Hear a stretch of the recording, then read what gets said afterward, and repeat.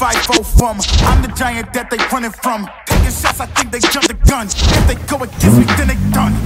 You cannot handle this. I don't think you can pay for the damages. I don't want it's gonna be a first place. You gon' need first aid. Think you need bandages. You know I'm about to lock it. All the monsters they was looking for just like the lock this. Thinking they gon' knock me off the throne, they better stop it. They can never reach me where I'm at. I'm in a rocket cockpit. In other words, you can't touch me. It's like I got the ball in this public. And you won't see me when I'm coming through. You can't stop me, can't running through. I'm untouchable. Salut à tous. Bonjour à tous. Retour sur la chaîne YouTube après une courte trêve hivernale. C'est encore l'hiver d'ailleurs, mais bon, c'est pas grave. D'où la tenue. Oui. Et effectivement, on va aborder une marque qu'on a vue une seule fois jusque-là, c'était sur la SA Aperta avec un V12. Notre première vidéo d'ailleurs. On va couper les cylindres en deux et pour le coup, on va aller sur un V6 hybride avec cette sublime 296 GTB qui est un peu une révolution sans lettres chez Ferrari. Et on va en fait voir ensemble pourquoi c'est vraiment un nouveau chapitre extrêmement intéressant de l'histoire de Ferrari. On va être un peu les derniers à l'essayer finalement parce que tout le monde l'a essayé en présentation presse il y a à peu près un an. Il y a eu un battage incroyable parce que c'est une voiture très surprenante, très étonnante, assez incroyable aussi. Mais bon, nous, il a fallu qu'on attende d'en avoir une en stock évidemment pour l'essayer. Et puis, c'est pas plus mal parce que je pense qu'on aura peut-être une approche un peu différente. On va pouvoir parler de comparaison par rapport à ce qu'on a déjà essayé, par rapport à ce qu'on connaît ici. Utilisation, stockage aussi, oui, avec exactement. les batteries. On va parler de marché aussi, il y a beaucoup de choses à raconter sur ce nouveau marché des hybrides, des électriques, etc. Alors ça, on va essayer d'être un peu court parce que… Ce qu'on peut dire, c'est qu'en quelques mois, en fait, à peu près tous nos clients avaient commandé une 296 au moment où c'est sorti. Ouais. Il y a vraiment eu un succès phénoménal sur cette nouvelle berlinette. Et on va décortiquer, Pierre et moi, pourquoi ce succès et ensuite, qu'est-ce qu'on en pense réellement aujourd'hui. Et puis voilà, c'est parti. Déjà, on était très curieux et impatients d'essayer cette chose. Donc, bienvenue sur cette vidéo. Alors, Pierre, en fait, roule avec cette voiture. Il n'y a pas de secret. Depuis quelques jours, donc il a eu le temps un petit peu de s'acclimater. Moi, ça va être une grande première. J'ai jamais roulé en 296 de ma vie. Je suis très impatient de voir ce que ça donne parce que bon, voilà, c'est stratosphérique en termes de puissance déjà. Il n'y a qu'à lire la fiche technique pour se dire que c'est un truc de ma boule. Et donc, je vais un petit peu voir comment ça se passe. Alors déjà, les ouvertures Ferrari maintenant, on les connaît bien. Et cet univers SC baquet aussi parce que je roule actuellement en 812 GTS qui est d'ailleurs de la même couleur. Vous n'êtes pas sans savoir qu'aujourd'hui, c'est l'anniversaire de Pierre, donc je sais qu'il aime cette voiture. On va y aller pleinement. La vidéo sera sûrement en ligne plus tard. Ce sera trop tard pour me le souhaiter, c'est pas la peine. Ah, en commentaire, faites-le en commentaire. Voilà, c'est ça. Bon. Non, alors par contre, on s'attardera plus tard sur cette config, mais c'est vrai qu'elle est baquée. Assez incroyable. Ah, ben ça, c'est sûr qu'il n'y aura pas deux de 96 comme ça, ou alors je pense que ce sera très rare. Ouais. J'ai mis du vert, c'est bien. Je suis matching couleur. Ouais. Depuis que Pierre fait de la muscu, quand même, on peut mettre à peu près les mêmes tailles de harnais. Ah, donc ça, pas sûr quand même. Pas tout à fait, gars. Regarde. C'est au niveau du ventre, oh putain. Une vraie différence. Allez. Et d'ailleurs, la fermeture de ces harnais, donc c'est des harnais. Je la trouve assez nulle depuis quelques jours là, que je m'en sers. Ok, c'est harnais 2 points. Ouais. Non, parce qu'en fait, si c'est ça, c'est harnais 2 points. En fait, c'est comme un 4 points, mais ils l'ont simplifié si tu veux. Ouais, parce que ça reste fermé de toute façon. Ils ont fait un 2 points. Ok. Donc c'est plutôt pratique. Et moi, je suis bien verrouillé là. Comme toujours sur des voitures avec des harnais, des voitures assez radicales, je trouve que ça participe au charme. Là, tu vois, tu t'es harnaché, tu es déjà dans le… Ah, je suis dans l'ambiance. Tu es déjà dans l'ambiance. Je relève mon col, on va en découvrir. Avec beaucoup de carbone. Bon, voilà, c'est… Ne faites pas cette erreur, vous savez, les voitures avec les harnais, il faut vraiment serrer les harnais, même si vous êtes sur la route. Ouais. Parce qu'en fait, c'est votre sécurité. Parce que dans les Ferrari, il n'y a pas de ceinture. Quand vous prenez les harnais, c'est que les harnais. Donc effectivement, il ne faut pas déconner. Avec la sécurité, il faut bien les serrer. Et par contre, il faut prendre sa position de conduite avant de les serrer parce que sinon, derrière, on est bloqué. Allez, c'est parti. Bon, alors là, le démarrage va être étonnant, tu vas voir. Bon, il n'y a qu'une lumière, j'y vais. En fait, la magie, c'est de faire comme ça. Ah, tu l'as caressé. Voilà, tu caresses le truc. Ah putain, t'es tellement… Et donc là, sache que tu as démarré la voiture. Donc, tu es encore en P. Jusque-là, ça ressemble un peu à une SF. Il faut que tu appuies sur… Voilà. Et là, je suis en e-drive. Tu es en ED. Je suis donc en électrique. Ah oui, effectivement. Alors, les sièges sont quand même réglables électriquement comme sur les Porsche, tu sais. Ouais. Avec un petit réglage en hauteur. Mais bon, en hauteur, tu n'auras pas besoin de le changer, toi. Heureusement, j'ai roulé avec la SF. Donc, jusque-là, bon, ça me perturbe, mais ça va. Voilà. Donc, je disais, rayon de braquage qui a l'air assez faible. Là, déjà, juste en sortant du garage. Ouais, c'est vrai. Tac. Par contre, ce qui est vraiment cool, c'est que, moi, tu vois, qui démarre tous les jours la 812 GTS dans mon petit parking avec mes voisins, parce que je suis dans une résidence. Je te cache pas qu'en plus, vu qu'elle a les valves, quand ça démarre, c'est un vrai bordel. Alors c'est très beau, hein, mais c'est peut-être un peu... ça manque de discrétion, quoi. Ah non, mais moi, le voisin qui part en vélo, si tu veux, je suis un peu mal à l'aise quand même. Je suis d'accord qu'en quelques jours d'utilisation, c'est quand même vachement... côté hybride m'a... je ne vais pas dire conquis parce que je vais quand même rester un peu old school dans l'approche. Mais c'est vrai que tu arrives le soir. Mais la technologie peut être au service de l'utilisation. Voilà, tu arrives le soir, tu veux pas emmerder tous tes voisins parce que l'air de rien, ça fait quand même un peu de bruit cette 296, tu vas voir. Tu arrives à 100 mètres de chez toi, tu te mets en électrique, hop, tu arrives sans aucun bruit. C'est top, vraiment c'est bien. Parce qu'il fait encore un peu frais, je trouve. Pareil le matin tu démarres, t'ennuies personne. C'est vraiment cool. Déjà la position de conduite, moi je suis bien installé. Tu peux régler la colonne de direction, tout est non, mais bien. c'est parfait là. Moi j'adore les grandes palettes, elles sont gigantesques. C'est plutôt une bonne vision. Tu verras aussi le toucher des palettes, c'est vraiment top. Mais bon, pour l'instant tu n'en as pas besoin puisqu'on est en full électrique. J'ai pas pris mes clés. Et ben figure-toi que moi non plus. Bon, donc espérons qu'on ferme derrière nous. Ça a l'air assez souple en suspension déjà. Là. Alors je pense que c'est aussi parce qu'on est en électrique. Ouais, on est en mode pépère. Tu verras que c'est quand même assez ferme. Je trouve que ça s'approche quand même. Je vais pas être trop optimiste, mais on s'approche quand même de plus en plus dans le comportement et dans pas mal de choses de McLaren. C'est vraiment. C'est vrai que toi, tu as déjà eu une approche. Moi, ce que je peux dire déjà en tant que novice, c'est qu'effectivement, on est à nouveau dans les nouvelles interfaces où tout est centralisé chez Ferrari, vraiment sur le conducteur, et tout est devenu tactile. Tout est devenu assez analogique, non, au contraire, digital. Alors, avec les bons côtés, mais avec les mauvais côtés, c'est que le temps d'adaptation est un peu plus long quand même. Moi, j'essaie de trouver un petit peu mes marques, parce qu'en fait, si tu veux, il y a des touches, tu sais, qui sont pas vraiment en surbrillance. Donc, pour les révéler, je crois qu'il faut... tactile. Il faut appuyer dessus. Voilà, exactement. Donc, tu appuies là, un peu comme la SF, en fait. Et donc, on est en H. Bon, c'est vrai que ça a du charme, c'est un peu particulier, mais je pense que quand tu veux rouler en ville, sortir de chez toi, pas alerter toute la population, plutôt cool, ça c'est quand même l'avantage de la technologie. Après, c'était déjà le cas sur la SF et sur d'autres voitures, la LAF, si on reprend un peu ça, même si c'était un peu un petit argument. Alors, sur l'hybridation de la LAF Ferrari, c'était quand même c'était anecdotique, c'était surtout pour manœuvrer. Alors que là, tu peux vraiment rouler. Regarde, alors apparemment, tu peux aller jusqu'à 130 km/h en électrique et 20 km d'autonomie, ce qui est vraiment... Ça marche, tu as une petite poussée, c'est pas non plus phénoménal, mais tu as une petite poussée d'une voiture tout à fait normale, quoi. C'est plus abouti. Alors, ce que j'ai lu aussi, c'est que cette fois, par contre, par rapport à la SF, évidemment, c'est qu'une propulsion, donc tu n'as qu'un seul moteur électrique qui va actionner sur les roues arrière. Évidemment, comme tous les moteurs électriques, avec les turbos, ça va vraiment, je pense, on doit avoir du moteur dès qu'on est en bas. Et après, le V6 qui fait seul, il fait 630 chevaux, je crois. Ouais, c'est ça. Et un seul moteur électrique qui est parfaitement positionné en centrale arrière, juste derrière nous, là, en fait. Il y a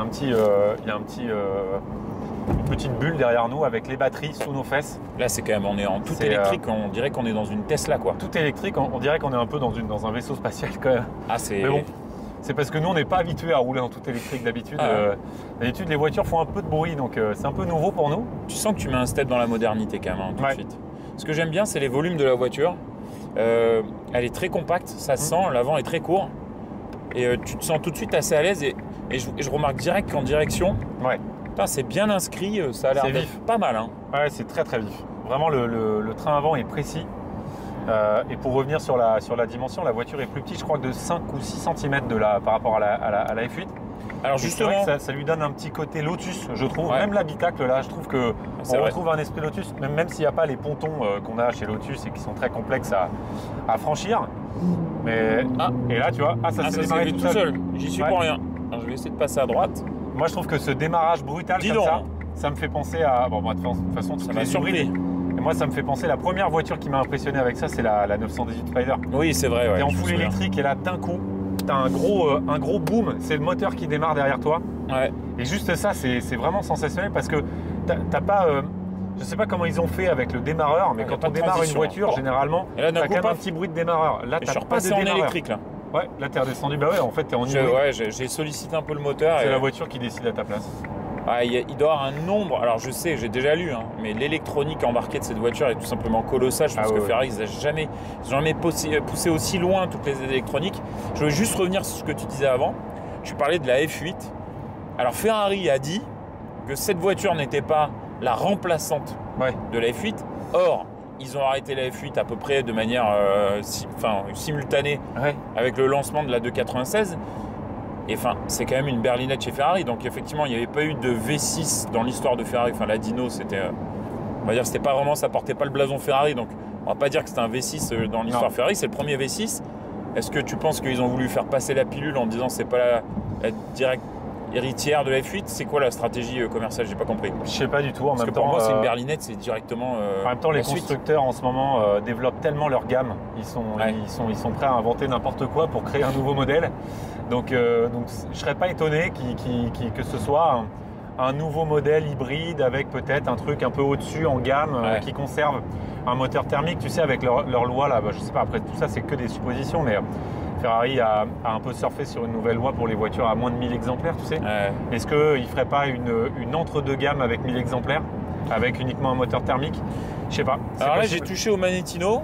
Je suis en race, mais toujours en électrique. Donc il faut quoi? Il faut que j'enlève le H là? Tu appuies sur H, tu mets le drapeau. Et là, tu vas voir, ça va démarrer direct. Yes. Et voilà. Et alors la boîte est en auto. Et si tu veux, tu appuies sur manuel. Et tu vas voir. Le toucher des palettes est génial, la rapidité de la boîte est phénoménale. Ah puis ça relance direct. Ça relance, T'entends les turbos, ouais. Et la bonne surprise, mais bon ça, on l'apprendra à personne, c'est que le bruit de cette voiture est vraiment travaillé et vraiment génial. Vraiment génial. Je sais qu'en Italie, ils l'ont appelé El Piccolo V12. Ouais, c'est ça, Parce qu'effectivement, il a un timbre de rotation qui est assez clair. Ouais, un peu, Ah oui. Alors, on commence tout juste à l'entendre, mais ça n'a rien à voir avec une F8, putain. Ah non. Même une 488. Alors encore plus une F8, parce que la F8, c'est vrai que là-dessus, c'est quand même vraiment... La F8, c'était extrêmement décevant sur le bruit, vraiment. Ça a l'air cool. Une 488, ça faisait un peu plus de bruit, mais c'était quand même un peu décevant, surtout après la 458 qui chantait beaucoup. 8 rapports sur la boîte, là. Ouais, 8 rapports. Et tu verras, quand tu rétrogrades, ça fait des petits... ça pétarade. Écoute, on dirait des octaves en musique. Attends. Regarde, les gars. C'est marrant, hein? Oui, puis attention, ça a l'air de marcher, mais énervé. Non, ça marche, c'est dingue. Alors, tu vois, là, je viens de freiner une première fois. Comment tu trouves le feeling de pédale, toi? Je le trouve un peu spé, non? Comme toujours, avec les céramiques, il faut les faire un peu chauffer. Moi, j'ai été un peu surpris aux 3 premiers freinages. Parce que je sais que c'est plus en fait c'est du freinage commandé par Electronics. Enfin, il n'y a plus de trucs à l'ancienne, quoi. Ça va, j'ai trouvé ça. By wire, ils appellent ça, je crois. J'ai trouvé ça assez bien, moi. Alors, je pense que la puissance de décélération, elle a l'air vraiment bien. Mais je trouve le feeling là, juste sur les premiers mètres, il est un peu spé. La pédale est dure vraiment au début. Ouais, c'est assez direct. Non, moi j'ai bien aimé. Ok. Putain, tu t'amuses un peu, hein? Ouais, t'as envie de jouer en fait. Ouais, exactement. Je sais pas ce que disait Ferrari en termes de poids. Ils disent 1,6 tonne à peu près. Ah, je croyais qu'ils disaient 1,5 tonne. Putain, 1,6 tonne, c'est... Ils annoncent 1 tonne 470, non? Ou 1 tonne 5? Non, c'est 1 tonne. Alors, de mémoire, 1 tonne 580 annonce constructeur. J'avais lu un 470. C'est un petit peu plus. Je sais pas, je vais regarder quand même. Waouh, mais ça chante. Ah oui, non, mais vraiment, ça tabasse. Putain, c'est impressionnant. C'est très compact, c'est très sportif, tu as envie de jouer avec cette voiture, tu le sens, et pourtant on est vraiment sur des routes secondaires nulles. Mais c'est vrai qu'elle te met un peu le diable, la voiture. Et ça, c'est vraiment sympa parce que... c'est moi qui te dis une connerie. Ah, ok. 1 tonne, alors il donne 1 tonne 540. Ok. Constructeur, donc bon, ça doit être... En GTB, ok. Finalement, c'est un peu entre ce que tu dis et ce que ouais. En GTB. Bon, ça doit être à peu près 1 tonne 6 avec les pleins. Donc c'est un peu plus lourd qu'une F8 alors. Enfin, soi-disant, hein, mais c'est peut-être l'hybridation parce que la voiture paraît plus petite. Ouais. Bon, c'est vrai qu'après, t'as un centre de gravité très bas. Je sais pas si tu gagnes vraiment du poids avec toutes les finitions carbone, mais celle-ci est quand même bardée de carbone. Ouais, elle est équipée comme jamais. Quand on décrira un peu la config, je pense que ça va prendre du temps parce que je pense qu'on peut pas mettre une option carbone supplémentaire. En direction, c'est bien. Même la clé a été prise en carbone sur cette voiture. Par contre, vraiment, ça fait longtemps, je me suis pas régalé dans une Ferrari à avoir un toucher de direction. Tu vois, par exemple, ce que je reproche à la 458 et même la 488, même la Pista, je trouve que le toucher de volant, tu sais, quand tu tournes, tu n'as pas suffisamment de remontée d'informations. Tu ne sens pas exactement où tu places tes roues. Là, en 3 virages, j'ai l'impression que c'est assez télépathique, c'est vraiment cool. Mais moi, depuis, je suis peut-être old school et un peu négatif, mais depuis la Scuderia, je ne comprends pas les essayeurs qui disent que le toucher de route Ferrari est génial et tout ça. Moi, je n'aime vraiment pas le toucher de route, que ce soit sur les berlinettes comme sur les V12. Ouais. C'est trop mou, c'est souple. C'est trop un compromis. Alors après, c'est normal, c'est une entreprise commerciale, ils cherchent à vendre un max de voitures. C'est très direct, mais c'est pas très rond, pas très informatif. Exactement. Quoi. Et tu vois, par exemple, moi, j'ai jamais été à l'aise dans une pista. Une pista, tu as beaucoup de puissance. Quand tu appuies fort, la voiture, elle se cabre. C'est trop mou, j'aime pas du tout. Et c'est vraiment un renouveau. Je trouve que il y a un peu de Scuderia dans cette voiture, même si c'est beaucoup plus feutré qu'une Scuderia. On est bien dedans. Ouais, on est bien. Par rapport à une Scoot, c'est clairement... là, les niveaux de finition maintenant chez Ferrari, l'infotainment, même si alors par contre c'est un peu le bordel hein, quand même. Mais c'est compliqué à comprendre, hein, je te dis, il faut vraiment un mode d'emploi. Faut être un peu geek hein, quand même. Ouais, il faut être un peu geek. Oh ah oui, il y a l'air d'avoir les watts. Ah oui, non mais c'est un truc de malade. 830 chevaux en même temps, c'est des malades de mettre ça à portée de tout le monde. Il y a des mecs qui vont mais en plus ils satellisent. Ils ont vendu des tonnes et des tonnes. Alors le nombre de production, on le connaît pas vraiment, mais nous, à notre petite échelle, franchement, au moins un client sur 3, on a acheté une, si ce n'est 2, que ce soit en GTB ou en GTS. Ils ont fait quand même un moteur de malade, j'ai l'impression. Oui, bien sûr. Donc c'est un V6. Mais je trouve ça dingue de donner ça à, entre guillemets, n'importe qui, quoi. Il faut vraiment... Je crois que cumulé avec l'électrique, tu as genre 900 Nm. Ouais. Ce V6, il fait 221 chevaux au litre. Parce que c'est un 2,9 litres, on dirait, un V6 de Audi RS4. Ouais. Putain, alors que c'est n'importe quoi. Et j'ai l'impression, pour une fois, que tu sais, l'électronique ou la technologie est au service du plaisir de conduite parce que le moteur il est plein, tu as l'impression d'être plutôt seul maître à bord alors que tu l'es pas du tout avec toutes les aides qu'il y a sur cette caisse et toute cette puissance. Juste en quelques tours de roue déjà j'ai envie de m'amuser. Ouais, c'est un jouet. Du circuit, des routes de montagne avec ça, je pense que c'est la guerre. Ouais, je pense que ça peut vite te fatiguer hein, parce que c'est vraiment performant. Mais j'ai envie de faire la folie avec ça. C'est un truc de fou. Ouais, mais ça marche. Ah ouais, c'est la folie. Oh mais j'adore. Ouais. C'est trop bien. Ah, je suis content. Waouh. Oh mais le couple. Ouais. Mais ça reprend en bas, mais jusqu'en haut. Et tu vois, t'as pas trop de mouvement de caisse. Hein. Ouais, et puis t'as l'impression qu'en fait, c'est comme un Atmo un peu parce que. Exactement. En bas, c'est plein, mais t'as la puissance en haut, quoi. Ah putain. Ah puis ça fait quand même du bruit. Ça prend des tours, hein. Non mais c'est vraiment bien. Mais pourquoi ça décote autant comme bagnole, je comprends pas. Ouais, c'est le meilleur produit qu'ils aient fait depuis. Putain. Depuis très longtemps, ouais. Bon bref, déjà la conclusion, ça fait 10 minutes que je conduis, c'est pas normal. Ouais. Moi je trouve que sur le bruit, il manque peut-être un tout petit truc. C'est dommage qu'on puisse pas ouvrir cette petite vitre. Ouais. Et quand tu ouvres les vitres latérales... c'est vrai que honnêtement, technologique, enfin ça a pas l'air... mais il y a la place. Peut-être qu'ils veulent laisser ça juste pour le GTS. Ouais. Mais bon, pourquoi pas en fait. Mais tu mets ça en option sur un coupé. Mais tout le monde le prend. Tout le monde le prend. C'est un équipementier, regarde cette vidéo et veut gagner pas mal d'argent. Ferrari, inventer un truc comme Ferrari, mettez ça en option. Tout le monde va l'acheter. Putain, en direction, c'est... Ouais, c'est fou. Hein. Ah, j'aime bien. Je sais alors, celle-là, elle n'est pas équipée du pack Assetto Fiorano parce qu'en gros, après, je crois que tu as différents trains roulants, c'est développé par Multimatic, tu gagnes 15 kilos, etc. Un petit peu plus léger, ouais, aussi. Alors, 15 kilos, bon. Ouais. Mais je trouve ça bien suspendu, c'est agréable. Attends, il y a un tunnel, c'est ouf. Waouh.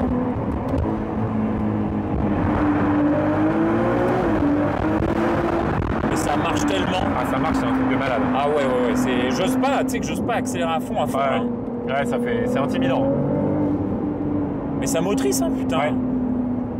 Tu sais que les aides, l'électronique, le cerveau là, il doit chauffer fort. Hein. Tellement équilibré. En même temps, le moteur, on le montrera tout à l'heure à la caméra, il est tout en bas. Le centre de gravité est extrêmement bas. Le moteur, il est à côté des batteries qui, pareil, sont au niveau du châssis. 120 degrés, tout en bas.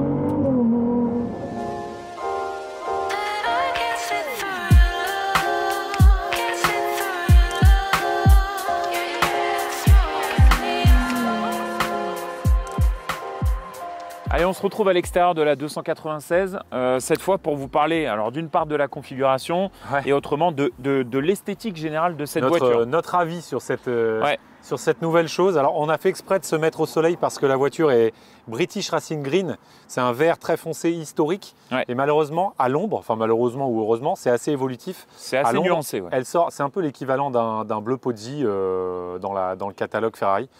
À l'ombre, dans le noir, elle est vraiment noire, la voiture. Voilà, donc là, on profite bien. C'est verni, il n'y a pas de métallisé. Et effectivement, c'est une couleur qui s'apprécie à la lumière. Et quand on passe à l'ombre, effectivement, comme le dit Pierre, on dirait que c'est noir. C'est très joli, très original.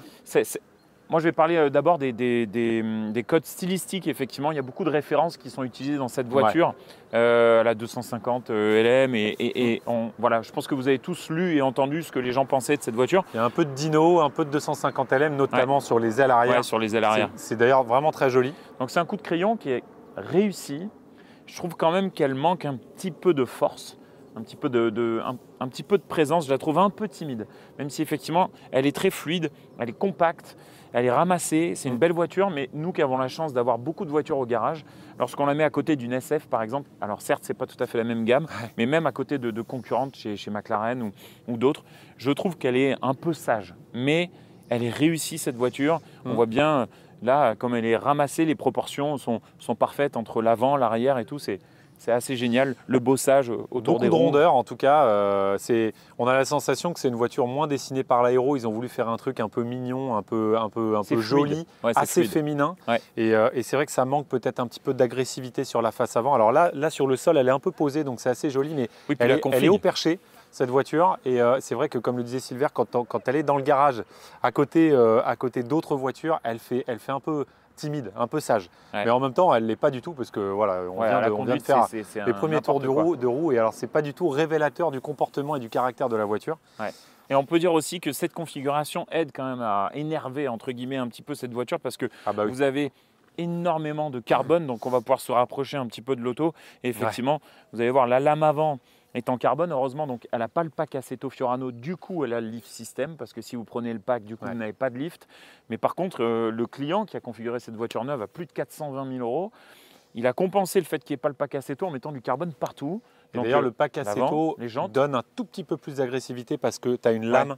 Tu as une lame qui en aéro, c'est un peu remonte un petit peu. Ouais. Bon, c'est pas non plus révolutionnaire, mais c'est vrai que c'est à ça qu'on les reconnaît. Ça enlève 15 kg le pack Assetto et effectivement, il y a des éléments aéro un petit peu plus présents. Là, vous voyez, les jantes en carbone sont juste sublimes. Alors, effectivement, fragiles. Option extrêmement coûteuse. Longue à obtenir pour certaines. Donc, avec les très gros étriers, vous voyez la taille des galettes céramiques qui est quand même assez colossale. Évidemment, les rappels de jaune sur les cabochons de roue, les étriers, les écussons d'aile. Et la voiture, là, elle a été intégralement filmée, protégée. Du carbone partout, les seuils de porte également, il y en a vraiment, vraiment partout. Et alors, il y a quand même pas mal d'aéro parce qu'on voit le petit aileron, la petite aile qui guide l'air vers l'arrière pour aller appuyer la voiture sur le béquet arrière. Et justement, l'arrière, c'est certainement le côté le plus agressif de la voiture avec ce gros diffuseur. On est habitué maintenant aux voitures avec diffuseur, mais c'est vrai que là, sur une si petite voiture, c'est impressionnant. Et le galbe à l'arrière, vraiment les rondeurs de la voiture avec cette vitre, ça, il vaut mieux pas la casser. Ouais, la vitre, elle est magnifique. C'est vraiment je trouvais très aussi beau. qu'à l'arrière des custodes de vitres, il y avait un petit côté, alors, en moins beau, mais Lotus Evora aussi. Et là, sous cet angle-là, on dirait une Alpha 4C aussi. Soit une 4C, soit une Evora. Vraiment, c'est custode assez tranché à l'arrière. Ouais, c'est vrai. Bon, effectivement, là, il y a les entrées d'air pour refroidir le V6 biturbo. Et nouveauté chez Ferrari, un échappement central unique. Ouais. Il est quoi trapézoïdal, carré, je sais pas trop. Effectivement, en tout cas, il est central. On n'a plus les canules comme on a l'habitude de les voir. C'est beaucoup plus effacé, c'est beaucoup plus fluide. Ça donne aussi ce sentiment, en tout cas, de sportivité un petit peu moindre. Parce qu'on n'a pas les gros canons de fusil qui ressortent. Il est un peu effacé, surtout là il est noir, il est un peu effacé dans la grille, donc on a l'impression que le diffuseur est quand même vraiment travaillé et on voit effectivement que le flux d'air a été largement travaillé chez Ferrari. Moi je trouve qu'ils le font beaucoup parce qu'il n'y a pas d'aileron comme vous le savez. Chez Ferrari tout est travaillé en soufflerie, mais il y a beaucoup de travail, notamment sur les sous-bassements. Je trouve que l'arrière est vraiment très beau, les espèces de hanches là un peu bombées, c'est vrai que c'est élégant. La vitre, les ailes, après je ne sais pas pourquoi. L'arrière mérite vraiment de s'y attarder parce que je l'aime, mais en même temps, en fait je ne sais pas, moi je trouve qu'il est très étroit cet arrière là, ici quand je suis là, il n'est pas très assis. Moi, je ne suis pas aussi enthousiaste que toi sur l'arrière. Non, mais par contre, elle a moins de caractère esthétique que la plupart des voitures qu'on a l'habitude de voir. Les sportives aujourd'hui sont toutes extrêmement agressives. Ouais. Chez McLaren, tu regardes une LT ou chez Porsche, on est dans la gamme RS. Là, on est dans une gamme un peu plus classique. Ouais. Donc, il y a quand même de l'élégance, de la discrétion. Ils n'ont pas cherché à aller agresser tout le monde. Je pense que par contre, la version radicale de cette voiture sera monumentale. On l'attend impatiemment.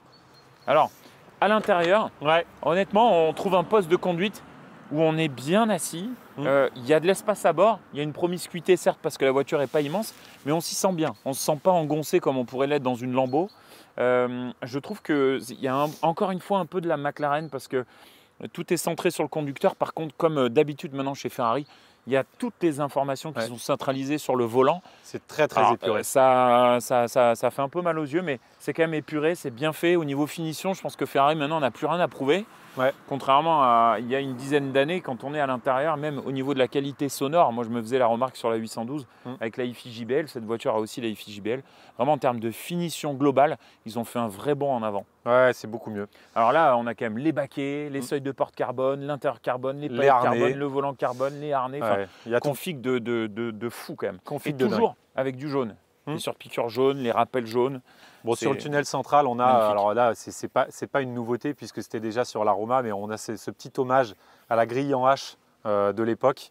Vous regarderez là, c'est le sélecteur de vitesse, boîte auto, marche arrière, etc. C'est très joli aussi et c'est encore une fois un petit hommage à l'histoire de Ferrari. Donc, il y a le truc geek aussi maintenant qui revient tout le temps, c'est le passenger display. Alors maintenant tout le monde le veut, c'est un peu comme le pack chrono chez Porsche, j'ai l'impression. Alors que c'est vrai que c'est pour le passager, c'est assez anecdotique entre guillemets parce que le passager peut interagir un petit peu sur les fonctions de la voiture. Et donc c'est ce petit écran qu'on voit au côté passager. Et là, on va voir la vraie différence avec la SF en dehors du fait que ça ne soit pas une 4 roues motrices ici, mais une propulsion. Là, il y a un vrai coffre. Il y a un vrai coffre. Et alors,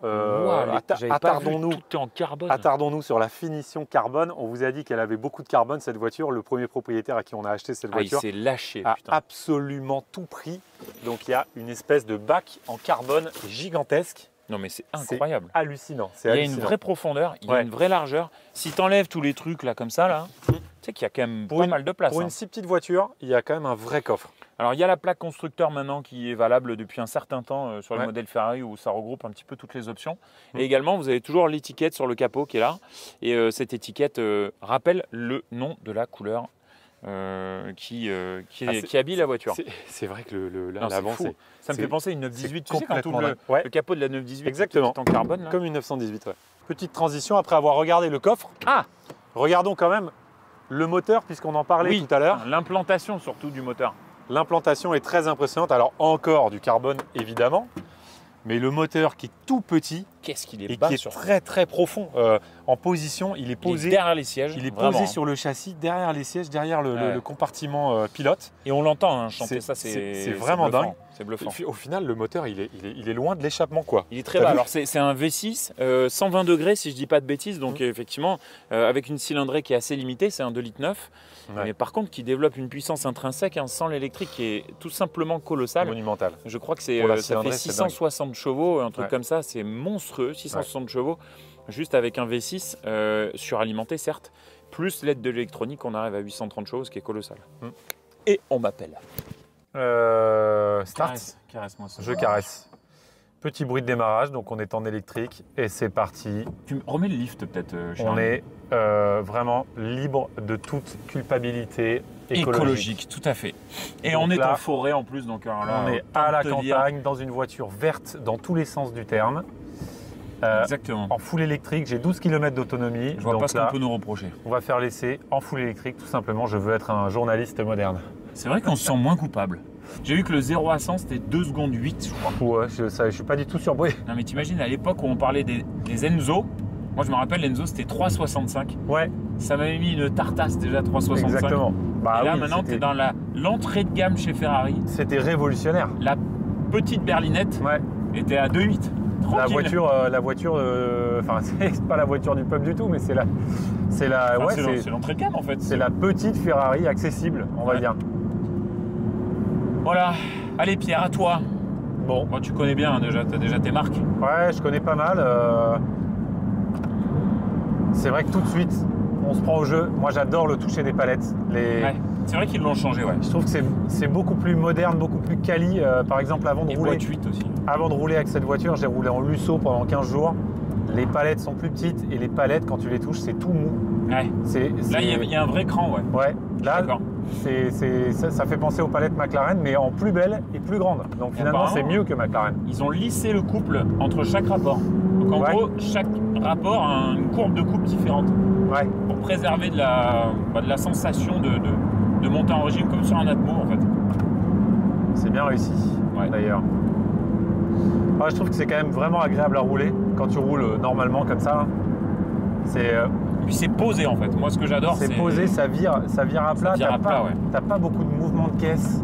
Tu sens qu'en châssis ils ont fait un... Ouais, c'est sain quoi. Alors après c'est vrai que leur implantation moteur avec ce bloc a dû vachement les aider quand même. Ouais. Parce que là... l'équilibre est dingue. Tu vois que la caisse c'est vraiment le moteur. Après sur une F8 le moteur a été déjà très très bas. Et pas bien gros, même si c'est un V8, ok, mais... C'est quand même vraiment cool.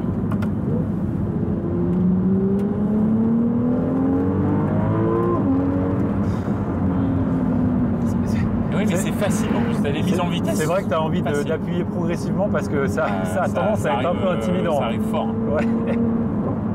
Putain, les petits retours là. Les petits retours à l'échappement, je trouve ça génial. Mais c'est assez nouveau chez Ferrari, je trouve ça. Hein. Ouais. Je pense qu'ils se sont pris pas mal de critiques après la F8. Ils ont dû bosser fort quand même. Tu m'étonnes. Ils ont voulu faire un truc vraiment... c'est un gros renouveau, évidemment mécaniquement, mais esthétiquement aussi. Hein. On n'en a pas parlé quand on était à l'arrêt. Mais je trouve que depuis quelques années, la 488, c'était une amélioration de la 458.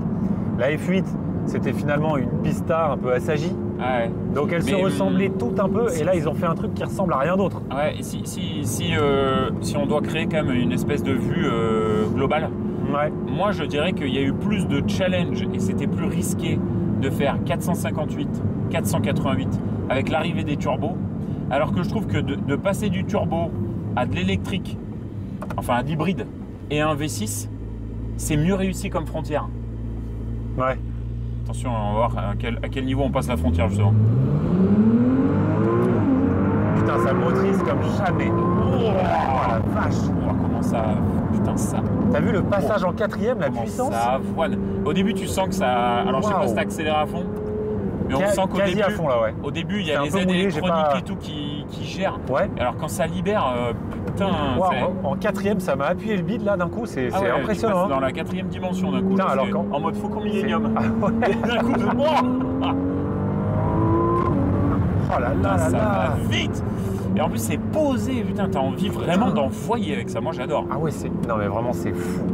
Vraiment, c'est ouf. Bon là, c'est un peu mouillé, on va pas trop grave, faut pas faire les dingues. Il y a quand même mais 830 ça motrice chevaux. quand même pas Surtout, trop mal. pour tous ceux qui achètent ça, soyez humbles quand même, les gars. Ah ouais. Vraiment, nous, on n'a pas la prétention d'être des pilotes. On roule de temps en temps sur piste, on fait un peu de monoplace et tout. Il y a quand même 830 chevaux sur la voie. Et même si les aides, elles sont bien branlées, faut faire attention. D'ailleurs, on veut pas faire peur, mais on a déjà des clients qui se sont plantés en 296, hein, sans forcément faire les cons d'ailleurs. Donc, des gens plutôt humbles, hein, c'est pas des têtes brûlées.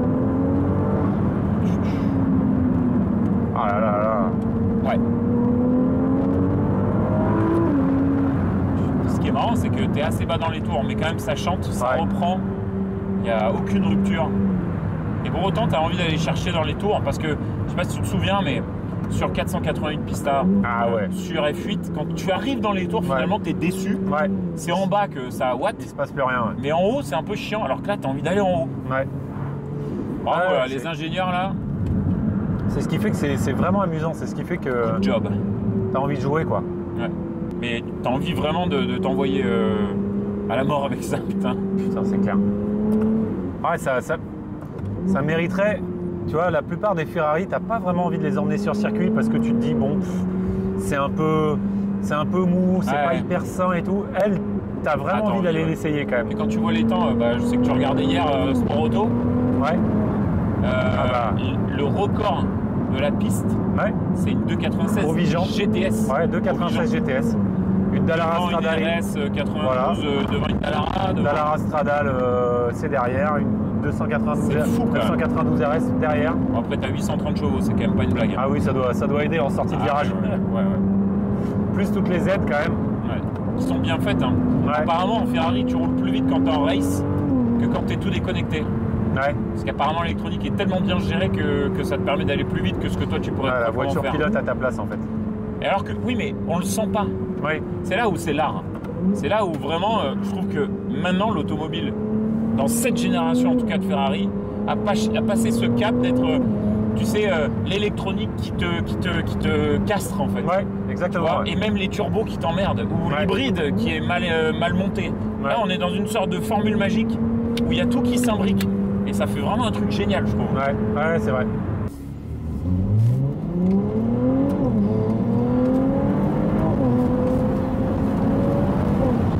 C'est vrai qu'on est assis un peu haut sur ce siège. Ouais. Il est en plein milieu, lui. Non mais. Ouais. Là, on est en sport, hein, c'est ça? Non. Ouais. Putain. Ok, il y a du monde. Oh, le bruit est. C'est précis. Ouais. Tu vois, il y a vraiment de la McLaren, quoi, je trouve. Ouais. C'est. Je trouve qu'effectivement, dans la direction, ils se sont largement inspirés de ce que faisaient les... Pardon, je ferme un peu. Les meilleurs constructeurs. Ouais. C'est bien suspendu. Il rattrape vraiment le retard, je trouve. Oh, dans les tours, ça chante. Hein. C'est évolutif, ouais. C'est impressionnant. Et en bas, il y a du couple, quoi. Ouais. Mais ce qui est bien, c'est qu'il y en a, mais ça te donne quand même envie d'aller chercher dans les tours. Ouais.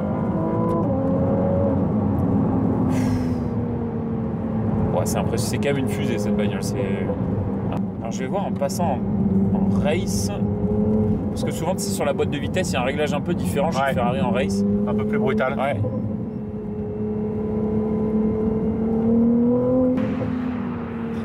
Les petits retours d'échappement là, c'est vraiment sympa. Ah ouais. Oh là. Qu'est-ce que ça marche. J'appuie pas à fond, hein. Wow, là j'ai appuyé à fond, putain. Ouais, ça te retourne le bide. Catapulte le bordel. Ah ouais. Alors c'est plus lissé que ce qu'on trouve sur une 765 parce que j'ai envie de comparer avec ça en termes de poussée. Ouais. C'est moins. Une 765, c'est brutal. Ouais, là ça passe plus au sol, t'es plus en confiance. Là c'est progressif. Le truc c'est que cette voiture elle te met quand même vraiment en confiance. Ouais. T'as l'impression que t'es maître à bord alors que bon je pense que finalement c'est vraiment les aides électroniques qui sont les maîtres à bord. Ouais. Et Dieu que c'est bien fait quoi. Ah c'est une réussite, bravo. Dingue. Vraiment ouais. Ah puis j'ai envie d'envoyer là, je suis bloqué par une Dacia, bordel. Une belle Sandero. Ah ouais, blanche. Je pense que putain, il y a zéro option, il a pas pris le pack carbone. Non. Mais il a les radars de recul quand même. Ouais. Waouh, ouais, mais en 2 secondes je suis assez fesse. T'entends les turbos là. Donc la question, c'est quelle est la concurrente? Quelles sont les concurrentes? Alors normalement sur le papier c'est une Artura la concurrente. Et en plus pas que sur le papier parce que je trouve qu'en ressenti, en châssis, en feeling, on est quand même très proche même en des ligne, McLaren en volume, Après malheureusement nous n'avons pas essayé d'Artura. Ouais. Ce qu'on peut à peu près, enfin je pense, hein, de l'expérience qu'on a quand même des McLaren qui est assez importante. À mon avis, moteur, on n'arrivera pas. McLaren n'arrivera pas à cet agrément moteur. Même si j'adore les moteurs de McLaren, parce que je trouve qu'ils ont vraiment une sorte de seconde vie dans les tours. Ils sont excitants, ils sont brutaux. C'est plus brutal. J'adore ça. Là, la manière, c'est quelque part pas de la magie, mais presque. Comment Ferrari a réussi à intégrer l'électricité, en gros l'hybride, avec une motorisation V6 toute nouvelle. Je veux dire, l'intégration est parfaite. C'est vraiment génialissime. Ça chante, ça marche, c'est plein tout le temps, mais on a envie d'aller dans les tours. Polyvalent, facile à utiliser. Il y a évidemment l'agrément de l'hybride qui est vachement bien, franchement. Donc bon, ouais, l'Artura, effectivement, c'est une concurrente.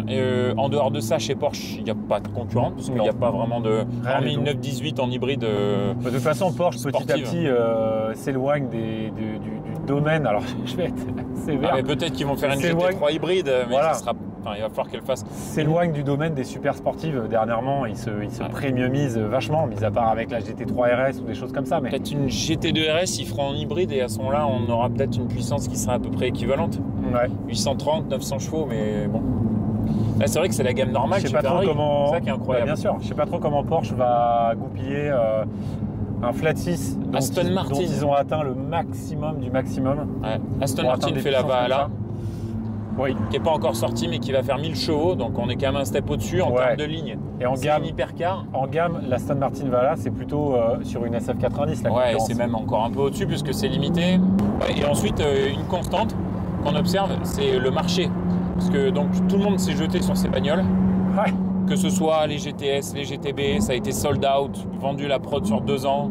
Des configurations, parce qu'attention, hein, on n'a pas parlé du prix de ces voitures. Le prix de cette voiture, on en a parlé. 430 000 € avec les options qu'on vous a montrées. Hallucinant, 430 000 €. C'est extrêmement cher.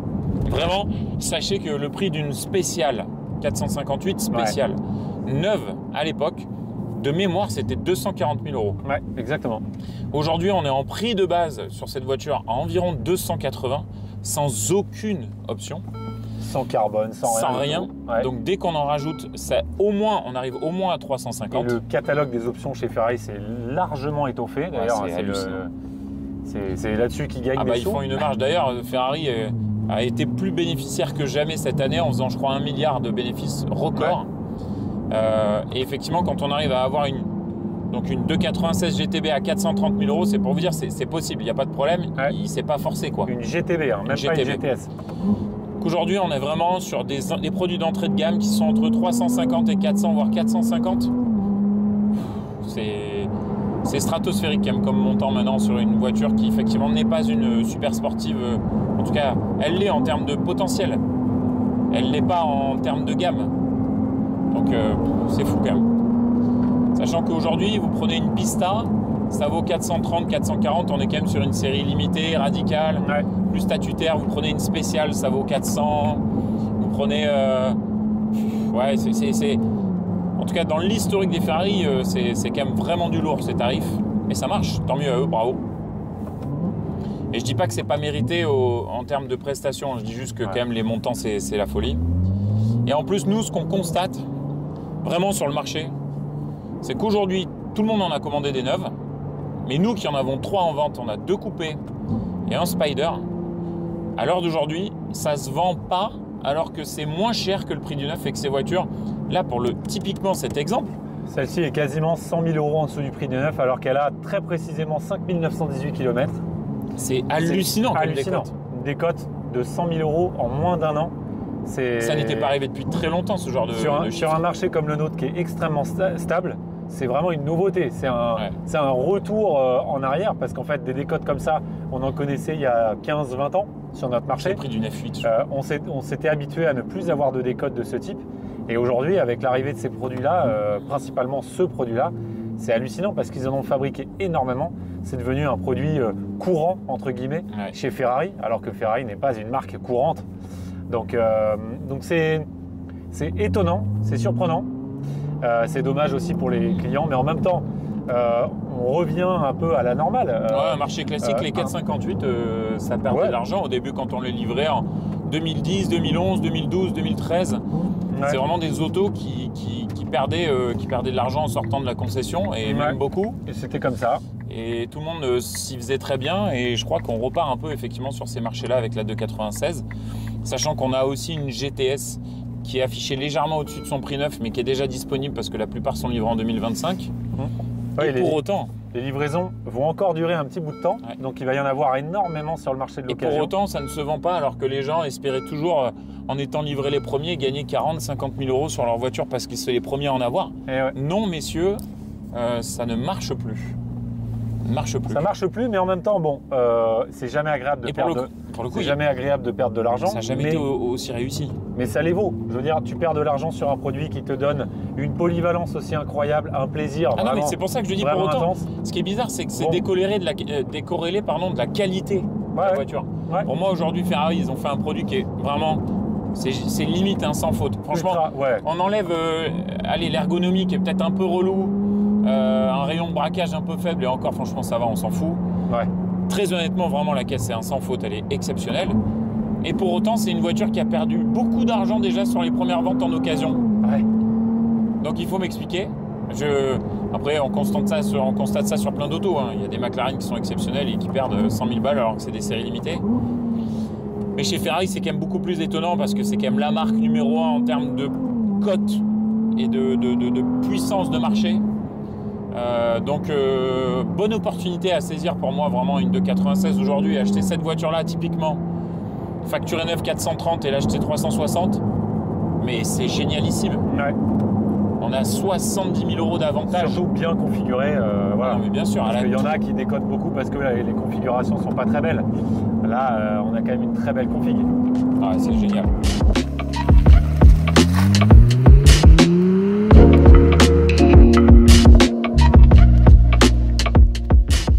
Allez, on se retrouve donc pour conclure cette fois de retour sur la 296 GTB. Notre avis final. Dit tyrambique, n'est-ce pas? Comme tout le monde malheureusement. Ouais, on n'est pas très originaux. Mais au moins, ça prouve qu'on est honnête. Ouais, on n'a pas trouvé beaucoup de défauts à cette voiture. L'esthétique discutable peut-être. Après, ça, l'ergonomie, je dirais. C'est très subjectif. On aime, on n'aime pas une voiture. Voilà, je pense que c'est l'ergonomie peut-être. Le seul défaut, c'est les petits boutons, les touches tactiles. C'est un peu fourre-tout. Mais en fait, c'est presque trop tech. Enfin, c'est bien fait en quelque même. sorte. C'est bien fait. C'est aussi parce que nous, on est plutôt dans l'ADN des voitures très brutes, très nature entre guillemets. Là, il y a beaucoup d'électronique. Ça devient un peu complexe à utiliser, mais bon, en même temps, je pense que c'est un temps d'adaptation. Ouais. Voilà, on s'y fait au bout d'un certain temps. Moi, si je devrais conclure, je dirais que c'est la première fois pour moi que l'électronique, l'électrification et le thermique se mélangent aussi bien. C'est-à-dire que je trouve que vraiment, ils ont fait la synthèse de ces technologies qui sont en place depuis quelques années maintenant sur pas mal d'autos chez Ferrari, depuis la Ferrari, et qui aujourd'hui aboutissent à un produit qui est totalement abouti justement, qui est performant, qui est enivrant à conduire, qui est vraiment… qui chante, enfin, le moteur est très bon. Ouais. La ligne est quand même réussie, même si effectivement, moi, je n'ai pas un coup de cœur absolu, je trouve que la ligne est réussie. C'est bien fini. Enfin bref, c'est une super voiture. Voilà. Moi, la vraie bonne surprise pour moi, et je le disais dans la vidéo, c'est que j'ai jamais été grand fan de l'amortissement et du toucher de route et du ressenti des Ferrari. Aucune, que ce soit les V12, les V8, les berlinettes. Et c'est la première fois que j'ai ce ressenti-là, un ressenti proche des McLaren, en fait, un truc assez télépathique qu'il y a un vrai où on ressent tout. Cette envie d'aller toujours plus loin avec cette voiture, souvent, moi, dans certaines Ferrari, je me dis, bon, bah voilà, c'est bon, j'ai fait le tour assez vite. Et en fait, ça, tu as envie de continuer à rouler, continuer à découvrir parce qu'elle est capable de plein de trucs, autant en polyvalence, en facilité d'utilisation avec l'électrification, avec cette facilité d'utilisation, et autant en radicalité parce que c'est une vraie voiture de course. Ça donne envie d'aller l'essayer sur piste aussi parce que vraiment, elle en a sous la pédale, elle en a dans le châssis. Enfin, elle est capable de grandes choses. Donc il n'y a plus de culpabilité en fait avec cette voiture aussi. C'est clair. Vraiment, si on a envie d'être gentleman, que ce soit comme je le disais dans son parking ou que ce soit en ville, quand on passe au milieu des badauds, qu'il y a des gens qui baladent, qui n'ont pas envie que ça gueule dans tous les sens et que ça se réverbère contre les murs, on peut l'entendre et du coup on peut le faire et on le fait bien parce que ça le fait longtemps et ça le fait jusqu'à une certaine vitesse, donc c'est vraiment facile. Et en même temps, si on veut déclencher le tonnerre, honnêtement, on passe en super vitesse. Et dès qu'on met effectivement le petit drapeau avec le mode race, c'est la folie. Et d'ailleurs, ça surprend les gens parce qu'en utilisation, quand on est en ville, bon, déjà, c'est aussi la config qui fait ça, le vert comme ça, personne s'y attend vraiment. Sobre. Et les gens se disent, qu'est-ce que c'est? Enfin, ça se voit dans leurs yeux, ils se demandent ce que c'est que ce truc ultra sportif qui ne fait pas de bruit. Quand tu es en mode électrique, ils ne s'attendent pas du tout à ça.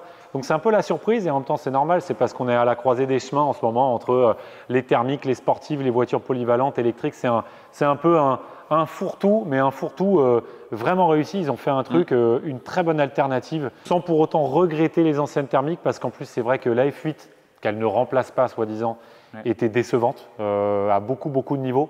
Donc de toute façon, elle pouvait être que ultra plaisante. Ouais, c'est vraiment moi je trouve que c'est la digne descendante de la 458 et ce qui finalement est passé entre ces deux mondes différents était un peu moins bien à mon sens. C'était des petits points de passage, on va dire. Et en plus aujourd'hui, alors c'est vrai que nous, on est marchand, vous le savez, et on vend des autos.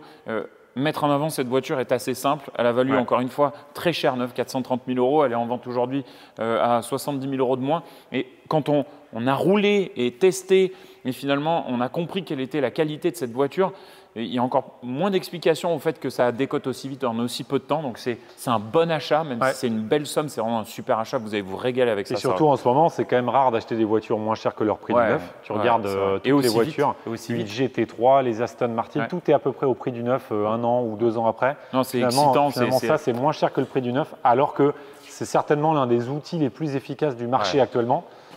Et c'est rare de dire ça de Ferrari, parce que c'est vrai que Ferrari, souvent, ça excelle en une chose, mais pas en tout.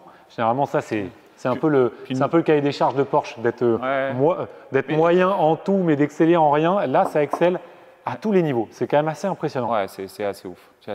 Donc, félicitations à Maranello. Voilà, oui. On conclut en disant qu'on aime cette voiture. Vraiment. On aime cette voiture. Et moi, effectivement, pour terminer, comme le disait Pierre, j'ai encore envie d'en rajouter une couche, mais je trouvais que les produits Ferrari qui excellent, c'était les GTO, les TDF, même si effectivement on trouvait de l'excellence dans l'Italia parce qu'il y avait un gap énorme par rapport à la 430. Je trouve que là, vraiment, c'est en termes de plaisir, en fait, finalement, que Ferrari revient en haut de la page. Et intelligemment, parce que c'est plaisant et putain, c'est bien guidé. Ça se voit, c'est abouti, c'est étudié, c'est intelligent comme voiture. C'est vraiment bien. Donc, merci de nous avoir suivis. Encore une nouvelle vidéo passée. Abonnez-vous. Comme d'habitude, abonnez-vous, commentez et dites-nous ce que vous voudriez essayer comme prochaine voiture dans les prochaines vidéos. Suivez-nous effectivement aussi sur Instagram. Merci pour votre attention et puis à très bientôt pour de nouvelles vidéos. À plus.